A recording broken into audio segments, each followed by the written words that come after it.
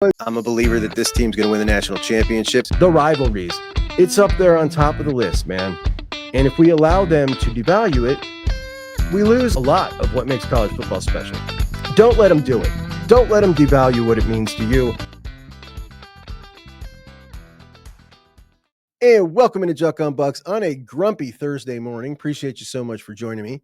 Been a ridiculously busy week here as we have done Monday, Tuesday, Wednesday, JUCK dailies. On top of that, I did a second show each day.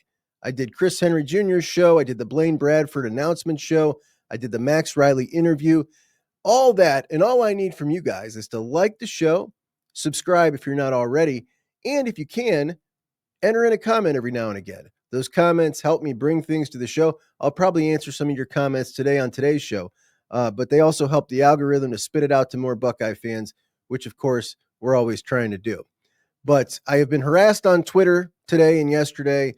We've got another top Ohio player leaving the state of Ohio in a stunner. We got some quarterback discussions and an interesting clip I got to show you on that. The interview with Max Riley. Guys, if you didn't watch that, you really should. But let's start here. I slammed Ohio State pretty hard when they followed suit with Nebraska. After Nebraska canceled the spring game, the very next day, Ryan Day came out and said it's not going to look like it used to, essentially confirming that it was not going to be the same when they changed the name to the Spring Showcase. Now, they already have 3 scrimmages every spring. They had the one we're talking about from last Saturday. They've got one coming up this Saturday. That's the student appreciation one at the Woody. And then they have the final one. The final one, the spring game, practice number 15 of the spring. And all that's for is for fans, supporters of the football program, the ones that buy the tickets, buy the gear, provide the eyeballs that make for those huge deals from TV. And the last 4 years paid the payroll, acquired the transfers out of the transfer portal. That's what we all contribute to the program. In one day a year, they hold that spring game for next to nothing, almost free, for folks who can't otherwise see a game, or even those who can and just want to be close to the team, to come in to the shoe and kind of have the next best thing to the game experience. And it's awesome. It's awesome for many people with kids who want to come see their first game, and their parents don't want to spend $400 to get them in the stadium when they're just going to run around after 5 minutes anyway. It's about connecting the team with the supporters. It's about being Buckeye Nation. And that's corny, but those things still matter. This is still a college football team. And they said it wasn't going to look like it looked in years past. I put that clip of Ryan Day saying that last week. And then I put it next to the 180, where he said it's going to look like it always has. Because he's flipped, he's reversed course, and now so has the university with a statement that just came out. The statement reads, "Game on. We heard you, Buckeye Nation. The name Spring Showcase didn't capture what this day really means, so we're calling it what it's always been called, the spring game. Because this is more than a practice. It's a game day experience built for fans. Get ready to be back in the shoe. The spring game is set for Saturday, April 12th at noon. Fans can experience the same tradition, energy, and action that you'd expect from an Ohio State spring game. Yes, the team will be competing on the field. Coach Day planning a full spring game style experience with game reps on a big stage atmosphere in front of Buckeye Nation that helps prepare the Buckeyes for fall Saturdays. Game style reps, a loud electric crowd needed to simulate the game day experience, family-friendly pricing to pack the shoe, and the return of the reigning champs for their first look at the 2025 Buckeyes. The day's full scope, a celebration of Buckeye football, a competitive game-style setting, a chance to spotlight the work the team has put in as they build towards this fall. So don't miss it. Come be a part of the action, cheer loud, and help us kick off 2025 in all the energy, pride, and passion that makes Ohio State special." Now, they've confirmed normal spring game like we've expected last year and the years prior, and that means, not tons of smashing and hitting. We'll thud it up a little bit here and there. But the point is, we get to go see those young guys out there playing game-style reps, and I'm really looking forward to that. The most exciting part here, to me, is they listen to the fan base. Not those of you who said, good, we don't need anyone getting injured 6 months before the season starts. They listened to the majority of us who said, this is for the fans. It's okay to do something one day a year for the fans. Like it's okay to do that. They listened, they took it into consideration, and they made the right decision here. And I think that should really be commended because we haven't seen this at one other place around the country that has canceled the spring game, and the list is very long now. There's not been one other place who's done a full reversal on this based on their fan base's reaction. And I think that that's really cool that they did this. You know, whether or not you care about the spring game or not, I know many of you don't. It's not about that. It's about connecting with the community that supports the team and has for 150 years. And the fact that they listened and they said, you know what, this is for them. We need to make sure this happens. And they actually changed course. It's something you don't see. I think it's really awesome. Now, if we could just get them to listen on one more thing, I think I would be complete as a Buckeye fan. And that is, you know, we look at that spring game announcement that they put there in that picture, the national championship winning team. They're wearing their best. They're wearing their Sunday best, right? It's the national championship game. And what do they choose to wear when they want to look their very, very best? Well, they wear the proper sleeves, of course, on the jersey. Now, this is guaranteed more than half of Buckeye Nation would love to see a return of these sleeves. So while they're listening, while we've got their ear, we can just put that out there that maybe this is something we could consider too. You know, I don't want to push my luck here. I'm really happy about the spring game, but that would mean everything to a whole lot of us. So, you know, just while they're listening, let's go ahead and throw that out there. Now, regarding Max Riley, top 100 overall player in the country, has been for years. I think so many of us who follow college football year round, like we do, the 0.002 percenters here at JUCK on Bucks, we're interested in the recruiting process, but we rarely get a look behind the scenes from a player or a coach's perspective. Like, what's it like when you are 15 years old and in the course of 3 months, you go from a total nobody playing freshman football with your buddies to having an offer from Florida State, Miami, Ohio State, Michigan, Penn State? That's what happened to Max Riley. Going into his sophomore year, he got an offer from Toledo, and the first thing he did when he got that offer from Toledo is pretty hilarious. My first offer was Toledo. I texted my coach after I talked to the Toledo online coach. I was like, is this real? Is this actually happening? And then he tells us about that in that interview. And the normal route from there is, okay, you get a couple more MAC offers. Maybe you get Bowling Green and then Akron. If you're good enough, you might get a Big 12 or an ACC offer. And that's how the process kind of goes. He got Toledo, and then immediately after Toledo came like Florida State, Miami, Ohio State, Michigan, Penn State. That's nuts. What's that like when you go from normal teenager to national recruit over the course of 3 months? What's that like with your friends? I asked Max all this stuff. He had some really good answers. In the end of his recruitment, Max was going to make his decision between Clemson, Ohio State. As we know, Justin Fry then left and went to the NFL, which kind of looked to many of us like, okay, the writing's on the wall. The crystal balls came in for Clemson at that point. It kind of looked like they made the decision easy for him with Fry leaving. But instead, he paused his decision, gave Ryan Day time to hire an offensive line coach. Turned out to be Tyler Bowen. Coach Day called me briefly before Coach Fry left for the NFL. He's like, hey, if something happens, like, just give me some time. I'll get the right guy. Come down, meet him, try and build a relationship with him. And I did, and here we are. So, and he shared some, what that was like from his standpoint, why he made that decision, and even some conversations that he had with Sam Greer that I didn't even ask him about. So it was an amazing interview in a short time, 10 minutes. You'll wrap it up, but I really think you should watch it. Great answers, just like Brady Edmonds when he was on. These interviews don't do great. They do way less than regular shows, but I think they're really insightful to those of us who want to see and kind of get to know these guys' personalities. But Max was awesome. So watch Max. You won't regret it. He was fantastic.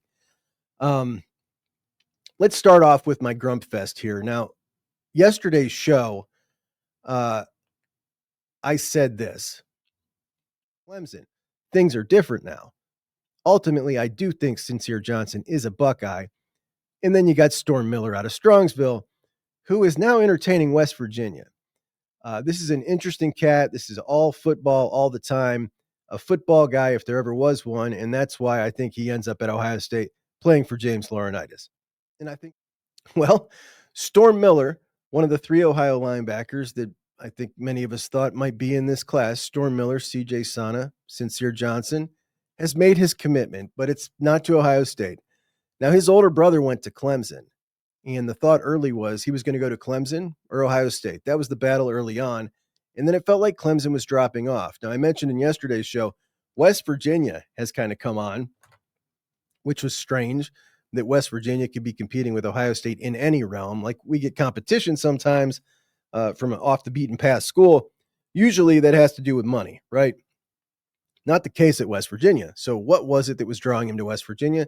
He liked the defensive coordinator. They had a relationship. You get it. He's a football guy, all about football. 6'3", 220, 4-star, number 329 ranked player in the country. So, not a huge player, but I love his film. My brother doesn't. He was never crazy about it. I think he's just a dude that's just full of energy. The motor never stops. He's long, really, really quality player, and the kind of guy that's really going to develop. He has a really high ceiling. So that won't be at Ohio State, as he has chosen to go to Texas A&M.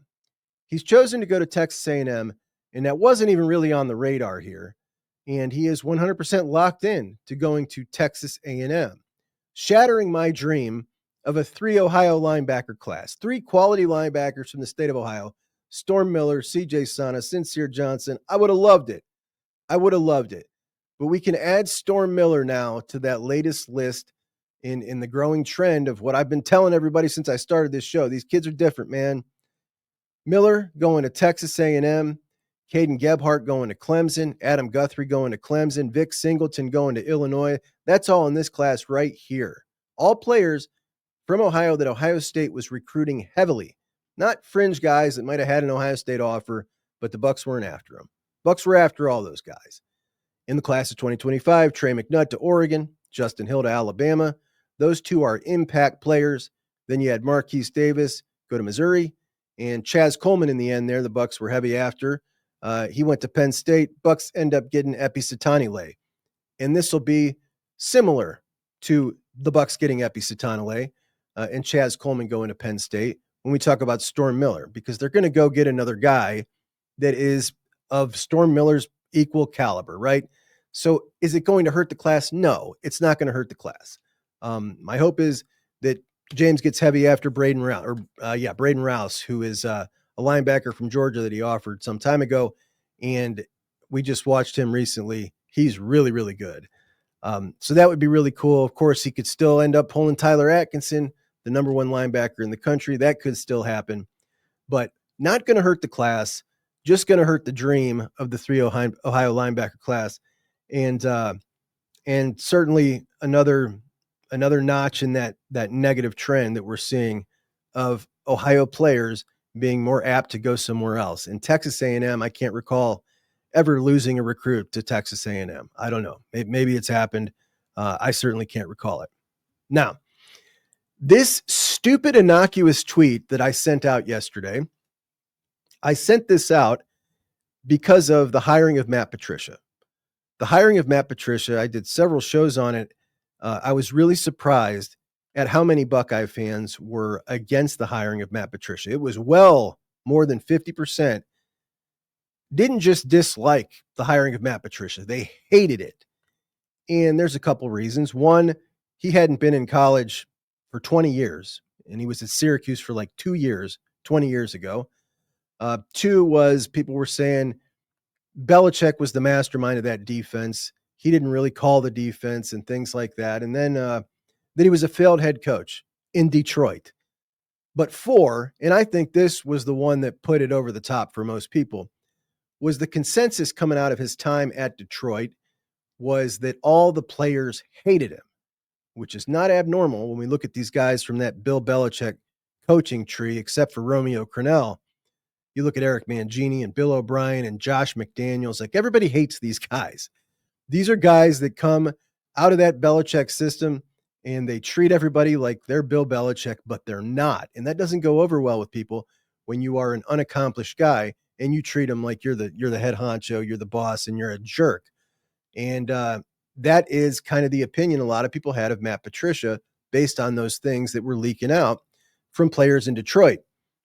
My contention at the time was Ryan Day is a guy who has spent his entire career at Ohio State building culture first. It's kind of been the number one priority. That culture is fight. That culture is winning. That culture is also being a good individual, being a teammate, being an encouraging individual, all the good stuff. Mental health, like all these things, Ryan Day has built that program on. And every coach wants those things to be part of their program. Every coach wants that. But some coaches are willing to sacrifice to make sure that's part of the program. Ryan Day's done that. Ryan Day's sacrificed pursuing a 5-star because he doesn't think he fits well with those things in the culture. His staff has done that plenty. And I just think people, when they were judging this hire of Matt Patricia, didn't take a second and look at it from Ryan Day's perspective and ask themselves the question, do I really think Ryan Day would hire a guy that his players think is a raging jerk? And of course, the answer is no. And because of that, that was off the table for me. He's definitely not a jerk, and players aren't going to hate him, or else Ryan Day wouldn't have hired him. Ryan has a pick of a lot of individuals to choose from when he's making a hire. This is Ohio State, and he's a top coach in the game. So not going to pick a jerk, not to mention a guy that he's got to work closely with. Nobody wants to work with a jerk either. And I said it many times, and now we're seeing these players come out as they're doing their interviews throughout spring. We're getting a different position group every other day of practice with not just mild praise of Matt Patricia, but effusive praise of Matt Patricia, the man, and the coach, but the man. It's almost over the top. It makes me feel like they heard all the noise, all the negative noise about the hire, and they want to make sure that everybody knows those speculations about him were totally wrong.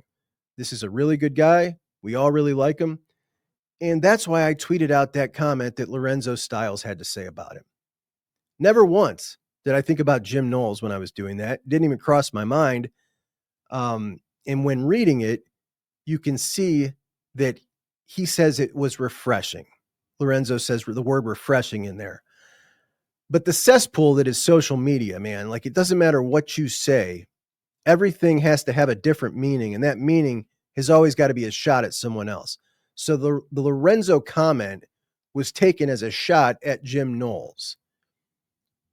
The word refreshing, I suppose some people can look at and say, well, he means different than Knowles. It's refreshing because it's different than Knowles, and therefore Knowles must have been a raging jerk, and Lorenzo's taking a shot at him. I don't think that's what Lorenzo was doing, but even if he was, I don't think he was taking a shot at him. He was just pointing out the difference, and we know that it's different. Patricia, very hands-on as a defensive coordinator. Knowles wasn't. JT called him Batman, said he would sit in his cave and then come out with a great game plan. He worked by himself. There's nothing wrong with that. It's just a different style, and I don't think it was a shot at Jim Knowles. And as someone who follows the team really closely, talks to people around, like I don't think I can ever recall an instance of hearing players didn't like Knowles. I can't recall that a single time. Different personality, but not disliked. And I don't think Lorenzo Styles was taking a shot at him. I don't think any of the other players have either. Some people pointing to him going to Penn State as a reason that these players could potentially be pissed off and taking shots at Jim Knowles. I think that we've seen when like Tony Alford left, for instance, that it's fans, not players, who get irritated when a coach goes to an opposing school. Now, we did see Jermaine Matthews come out. I think he said something when Knowles first left, but that's Jermaine. That's who he is. That Jermaine's just that kind of dude. But I don't think Lorenzo is. I don't think that's what he was doing, and I certainly wasn't. But boy, I got called every name under the sun, man. You wouldn't believe it. Not really every name, but you know, an idiot. I can't read. My reading comprehension's bad. I hate social media. I really do. It's just the worst. YouTube is the only one that I like because the YouTube comment section, usually pretty quality individuals here on this show. And I appreciate you guys for commenting. Now, we've been talking about these quarterbacks, Julian Sayin, Lincoln Kienholz, Tavian St. Clair. And I feel right now, you can just kind of feel the tenor of what people are thinking. It's not in a good spot right now. There's a little bit of pessimism going on about the quarterback situation. A lot of concern that, you know, if the season started now, we'd be in a real pickle. But it doesn't, right? Whole long way to go now. The interesting thing about these quarterbacks, quarterback position in general, it's just so difficult to judge until you see the guys out there.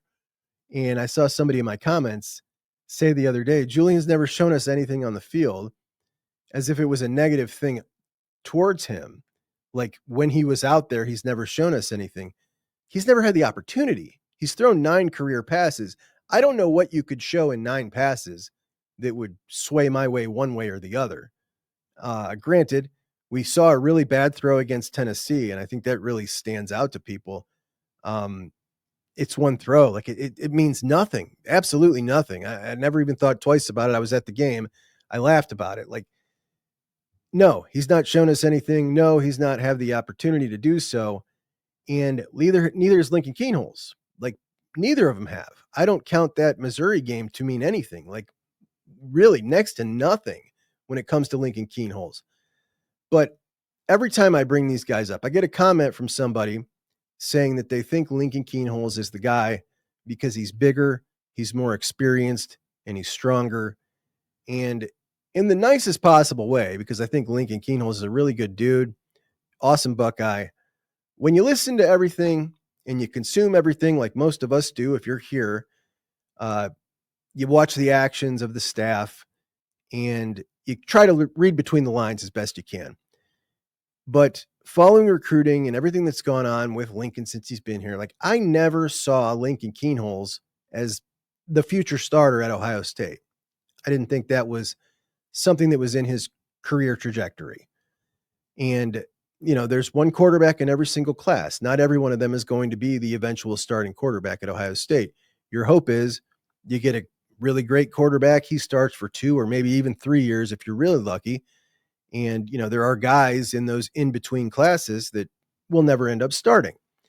The off-year guys. And he always struck me as an off-year guy, as did Brock Glenn. Brock Glenn was the quarterback that was committed in Lincoln's class before he decommitted and flipped to Florida State. And then Ohio State got Lincoln Kienholz in the class. And similar to that class of 2023, the class of 2026, this year right now, Bucks did not get one of the top 10 quarterbacks. Currently, you got a couple of guys that we'll go over here this week that are coming in to visit.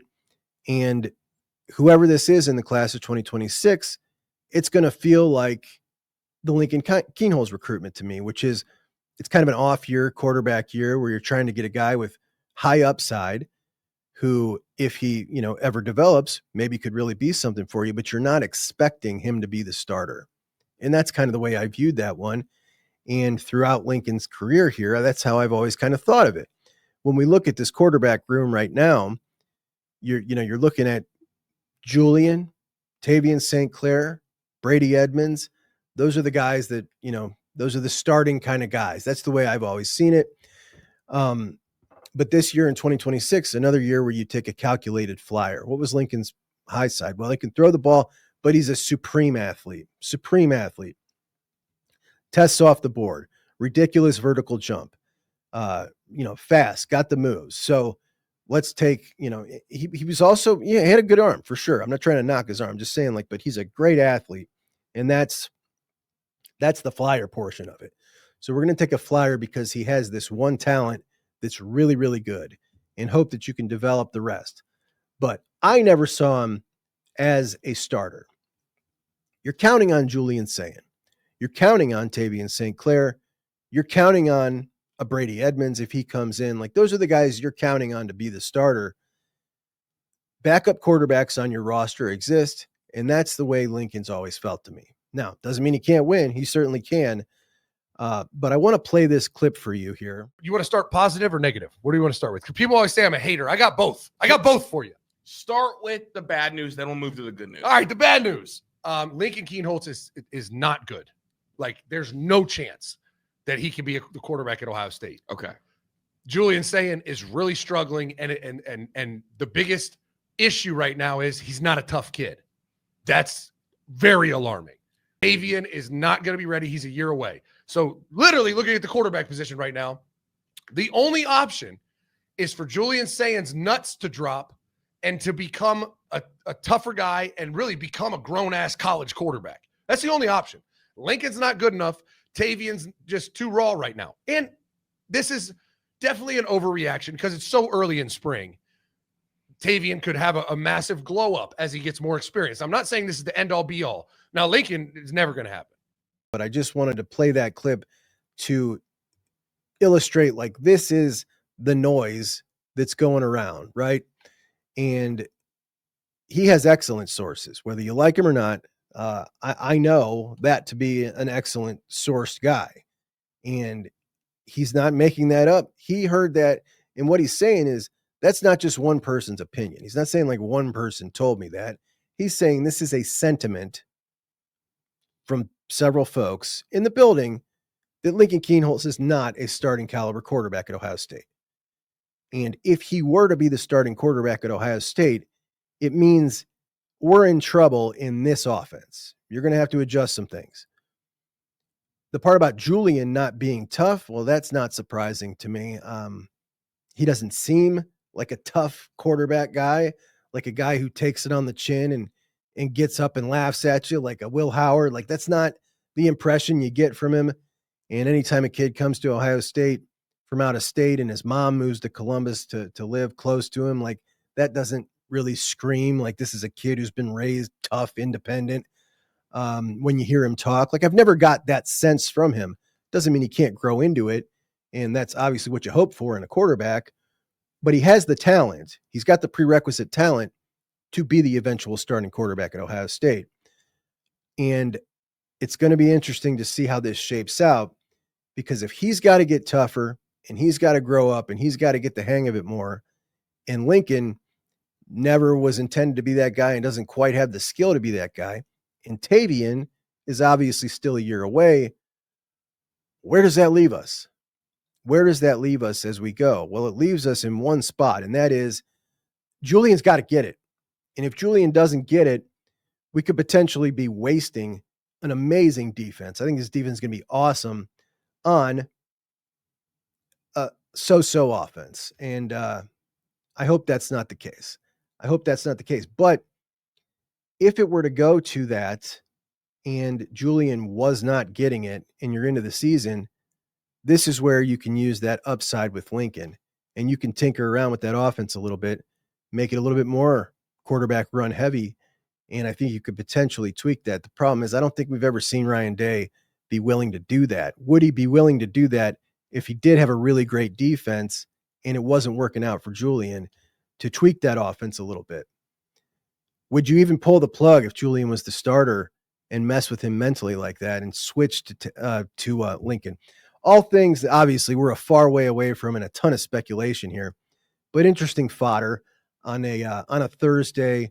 And April Fool's was yesterday. By the way, guys, my son Carmen asked me today what April Fool's was for. How did it start? I realized I didn't know. These are usually stupid facts that I look up at some point, and I've never looked that one up, but I did feel like I almost got for a second. So I was on here live, and the Chris Henry Jr. shutting down the recruitment news popped, and that came from Hayes Fawcett, who works at On3, said that he was shutting it down. And I was probably on here doing a live show with that information from that one tweet in like 5 minutes. I was up and running. And we're on here talking, and I'm maybe 10 minutes into the show, and one of the Oregon guys, one of the Duck guys, pops in here and he says it was an April Fool's joke. And I laughed at first, and then my heart totally sunk. Like, what if this is an April Fool's joke? And it's come out that it's an April Fool's joke in the last 10 minutes. And I'm sitting here doing a show about it. I'm going to feel like such an idiot. But not an April Fool's joke. It was real, which makes me wonder, did he plan it on April Fool's to make idiots like me sweat it? Potentially. So we got to hear from the DBs and the safeties, couple of DBs, Bacareri, Tim Walton on Tuesday. And Devin Sanchez obviously stole the show. Here's a little bit of Devin. winning is in my blood. My parents taught me that at a young age, going out there competing for anything that you want. And I feel like if you can go out there and compete for it, it's yours. And if you compete for it all the time, who's going to take it from you? So, I mean, I'm a good competitor. I'm always going to go out there and try to take what's mine. If it's out there, that means anybody can have it, and I'm going to be the one that's going to get it. There's some real talkers. I brought it up last week. When they come off the field sometimes at practice, they ask these guys just random questions, and they have them answer random questions. And one of them was, what meal would you eat if you could only eat one for the rest of your life? And Devin said lamb chops. And then they asked, what era or what event would you go back in history if you could go back in history and live one? And Devin said the 90s. Seems like a cool time when my parents were coming up. And it just struck me as like really mature answers when the other guys were talking about, I want to go back and see Jordan or LeBron in his rookie year. He wanted to go see the 90s. He wanted to eat lamb chops instead of macaroni and cheese. And it's just like, this kid is so wise beyond his years. And then you listen to him in his first interview setting, in that setting, first time he's done this at Ohio State. And the answers he's given here, number one, he sounds like he's been there for 3 years, right? Just the confidence that he has to do that. But the answers themselves, I mean, just a different cat, man. Mom and dad did a hell of a job, and he's just something special, right? So I was talking to Dylan on the show the other day about people calling him the Jeremiah Smith of the defense, which I think is just like Jeremiah Smith to me. I don't know, might go down. I think he has an opportunity to be the best college wide receiver in the history of my life, right? The best college wide receiver. I think he has the potential after 1 year to do that, to reach that goal. And to compare anybody to him is just unfair, right? Guy's not played it down yet. But my gosh, man, if anybody at the cornerback position has an opportunity to make that big of an impact, it's this guy. It really is. And I even texted that to Dylan yesterday after I watched the interviews. Like, man, I might need to recant what I said. He's just so special. He's so special. And somebody asked me in the comments, do I think he's going to start? I don't see how he doesn't crack at least a 3-man lineup. He's just that different and that special and that competitive. And when you listen to him, he's talking about getting beat the first time he got beat in one of the drills. Like he got beat once, which means he's whipping everybody. He's whipping them. IGB beat him once and he let him hear it. And the mindset, the approach, the talent, I don't see how you keep him off the field. And I really, man, I don't want to live through IGB getting another year of a bunch of penalties with Devin Sanchez on the bench, because the noise is going to be it's just going to be nasty towards IGB, really nasty. It already is kind of nasty towards IGB, but imagine that scenario with Devin on the bench. Be really, really nasty. I'm really happy IGB came back. The secondary is just bananas talented. Asked about what's made him such a good recruiter, Matt Guerrieri talked about the national championship difference and, having the best team, having the best defense, having 2 All-American safeties, just being the absolute best is a powerful tool to have. And he has that when he's going to talk to these recruits. And he's absolutely right. Bryce West, he said he really loves Bryce, talked about his size, his flexibility, I forgot this, but a 10-4 100 meter. That's how fast that kid is. But out there in the slot, he knows what's happening at safety. And he's got a lot of praise for Bryce West, who is, along with Miles Lockhart, competing with Lorenzo Styles for that nickel position. One of my favorite Buckeyes in this freshman class, another guy that I think, like Devin, will have the opportunity to play minutes this year, Faheem Delane, safety out of Maryland. One of the top safeties in the country, was Matt Guerrieri's number 1 target. He cut the best hair. The best hair on the team, I think Faheem Delane had it. He cut it. I didn't even recognize him at first. But he said his favorite thing about being a safety, physical domination, which is no surprise. That's how this dude plays. Wearing Denzel's 10. And he said, Coach Guerrieri, smartest coach he's ever been around. This guy has the potential to be a DC, maybe a head coach. That's what Fahim Delanes said about Matt Guerrieri. I think that's an interesting thing for a freshman player to say about his coach. Obviously we all see it, but the fact that he can see it and that he can say that with confidence, I like it a lot. So love Fahim Delane. Cannot wait to see what we see about him. By the way, I said this the other day on social media. Remember Fahim Delane, his brother Mansour Delane was at Virginia Tech, and he hit the transfer portal. There was some thought maybe we could bring in his brother. He's a cornerback, and Mansour Delane ended up signing with LSU. So you got Fahim Delane, one brother at Ohio State, one at LSU. Well, the Buckeyes just got the commitment from Blaine Bradford, a safety from Louisiana, his older brother Jacob, a cornerback at LSU, which means next year, and Mansour Delane has eligibility next year could have Mansour Delane and Jacob Bradford, two cornerbacks at LSU, and Fahim Delane and Blaine Bradford, two safeties at Ohio State, two sets of brothers in the secondary, one brother apiece at LSU and Ohio State. How cool is that, huh? That's a good useless fact for you today. Listening to Lorenzo Styles, who of course was the guy who said that thing that I tweeted, man, is he a smart kid. Smart, mature, obviously called Coach Patricia refreshing, and we went over that, but talked about his big little brother, Sonny, and I'm familiar with that. I have a big little brother as well. But talked about Sonny stepping into that leadership role, watching him get comfortable in that leadership role, talking in front of the team. He said at first it was kind of funny, but he's molding into that role. He said, when I first came to Ohio State, I was 7th on the depth chart. You got to have that confidence, and you got to be a little delusional. You got to be a little delusional to think you're going to come into this situation and earn yourself playing time. And he kept going back to that. You got to be a little delusional.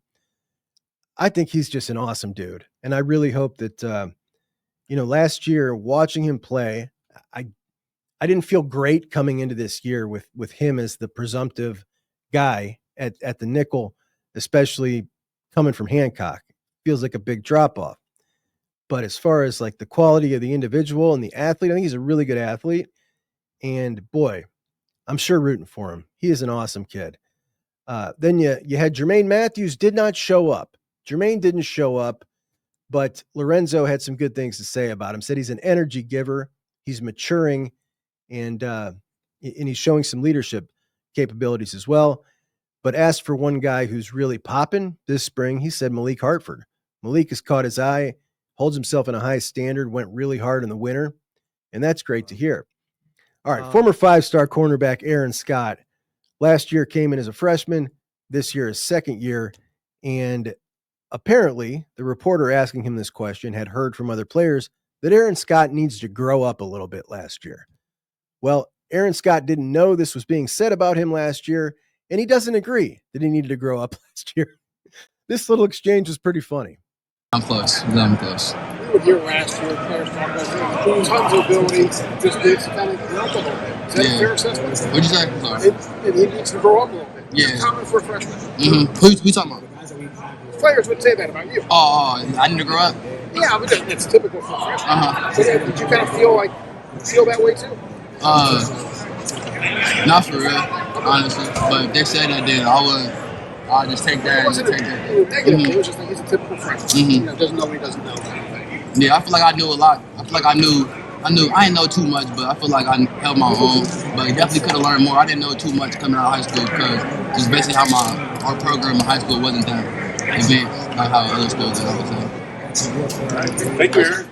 Listening to Aaron Scott, he really stands out as sounding very young compared to those guys. He really does. All right, we got an interesting comment here from Larry Palmer. Larry says, commits mean nothing anymore in college football, especially if they keep taking visits.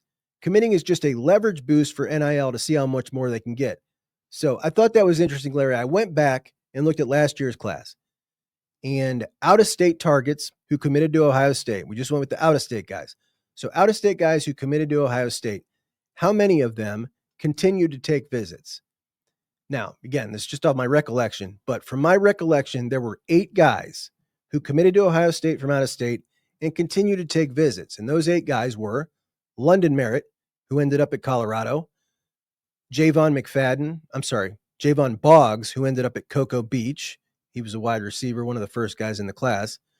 Naeem Offord, who ended up at Oregon, and Zahir Mathis, who ended up at Maryland.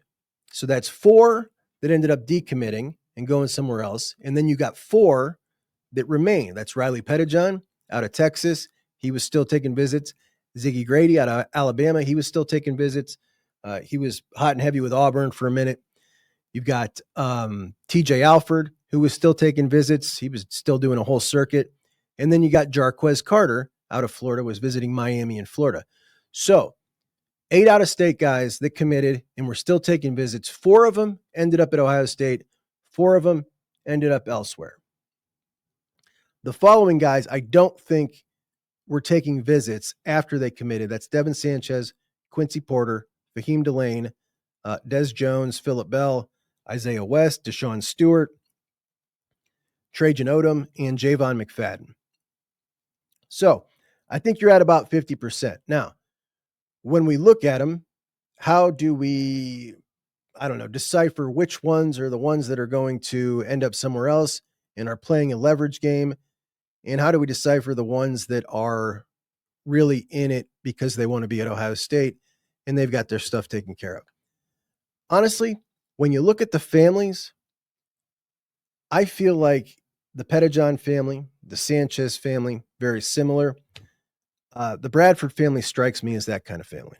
And, there's others, St. Clair's family, Carter Lowe's family. There's a lot of really good families at this program. And Bradford's family feels like that too. Now, so did London Merritt's. London Merritt's family felt like that to me too. And he ended up at Colorado of all places, which that one, just based on the kid, that one blew my mind. But, there are some in that group that didn't commit, like, Zahir Mathis. I know he had a really rough family life. Like, it felt like he was being steered by people who were trying to steer him towards the biggest payday. So I certainly understand where you're coming from. But this one with Bradford, man, unless he gets heart sick and wants to stay with his brother and stay at home, I don't think this is a money play for him. I really don't. Billy McBride, Duck Eye number 1, says, I need a Juck on Duck segment. No one does it better than Juck. Thank you, Billy. I am starting a Juck on Ducks podcast, and I am doing it just to get more subscribers than Scoop Duck to rub it in their face, and then I'm just going to quit. Because Scoop Duck, one of the it's Oregon's On3 website, and Justin Hopkins, who they call J-Hop, very creative, out there for Scoop Duck, is the publisher, and he's a recruiting guy. And I feel like there is a certain part of, recruiting guys should it's okay if they're fans, right? Fans of the team. But I don't know, man, maybe a little objectivity or trying to not be such a fanboy. He's just a fanboy recruiting guy, and his recruiting stuff comes out like a fan. And the Chris Henry stuff, Ohio State fans are going to be so mad. Like, I just find that unprofessional. So maybe I'll start Juck on Ducks just to smash his numbers, and then I'll quit, or I'll give it to you. You can take it over from there, because I really don't have, it takes a lot of passion to be interested in a team as much as I'm interested in Ohio State to do this so often. Rico Kimbrough says, how did we lose the kid from Lewis Center and the 2 Ohio linemen? Doesn't surprise me. We can pull 5 stars out of other states. That said, Larry needs to step it up in the defensive line recruiting. So the kid from Lewis Center, that's Caden Gebhart. We waited a little too long to go heavy on him. Clemson was too far in with their hooks. The 2 Ohio linemen you're referring to, Adam Guthrie out of Miami Trace, that one was pretty well botched from the beginning. And Ben Congdon, recruited and committed to Miami. That one was a surprise. So I thought the Bucs were going to eventually get in on that. They still might, who knows? But he was going to come on the show on Monday. He was on a recruiting trip to Miami. He was coming on the show on Monday. He commits that weekend to Miami. So that wasn't planned. But if Ohio State really, they never offered him. If they really went after him, I think they could probably end up flipping him. And now, of course, we got Storm Miller. This is just the way it is now, bud. I'm telling you, this is the way it is. And it's not just us. We're looking at the other school, in my opinion, that was the hardest to get guys out of, was getting kids out of Louisiana, not to commit to LSU. Ohio to Ohio State, Louisiana kids to LSU, the two most difficult states to get kids out of. And we just got Blaine Bradford, their best safety in the class, their best player in the state. And last year, their best player in the state was Jakeem Stewart. He's at USC. So it's just it's a totally different world when it comes to that now. Will it change a little bit with the new settlement? It's interesting. The one thing that's going to be contingent on, and so much is going to be contingent on, is whether or not the clearinghouse is effective. There's a lot of different opinions on this. I was just listening to another show the other day. The clearinghouse is any deal over $600 is going to go to the clearinghouse, and it's got to be fair market value. If it's not fair market value, if it's coming from a company that was at some point affiliated with the school or thought to be a booster, like Nike with Oregon, if it's coming from a place like that and it's deemed to not be fair market value, then if the player accepts the deal, the player is ineligible. And the way they addressed it on this other show I was watching was, how are you going to tell me if I'm a company, I want to pay that kid $50,000 for that tweet? How are you going to tell me I can't do that? Well, they're not. They're not telling the company they can't do that. They're telling the school that if your player accepts this deal that is not fair market value, he is ineligible.